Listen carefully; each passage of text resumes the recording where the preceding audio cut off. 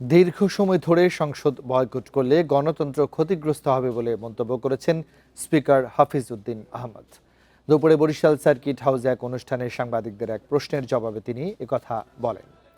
Barishal chamber of কমার্সের নেতাদের সাথে শুভেচ্ছা বিনিময় অনুষ্ঠানে সাংবাদিকদের প্রশ্নের জবাবে স্পিকার আরও বলেন, ওয়াকআউট করা বিরোধী দলের অধিকার ও রাজনৈতিক চর্চা, তবে দীর্ঘমেয়াদে সংসদ বর্জন করলে গণতন্ত্র ক্ষতিগ্রস্ত হয় ও জনগণ অধিকার হারায়। একই সঙ্গে বিরোধী দলকে কার্যকর ভূমিকা পালনের সুযোগ দেওয়ার জন্য সরকারি দলকে আহ্বান জানান স্পিকার।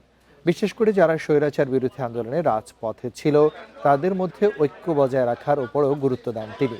বিগত ১৬ বছরকে জাতীয় জীবনের অন্ধকার সময়ে উল্লেখ করে হাফিজ উদ্দিন আহমেদ বলেন, নির্বাচনের নামে প্রহসন করে জনগণের মানবাধিকার কেড়ে নেওয়া হয়েছিল।